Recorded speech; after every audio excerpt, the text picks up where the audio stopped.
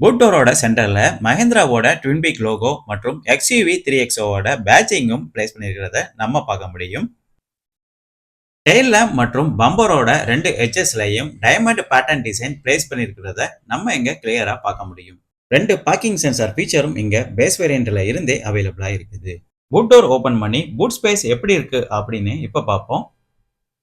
364 litre ஒரு லார்ஜான boot space இந்த 3XOவுக்கு கொடுத்திருக்காங்க.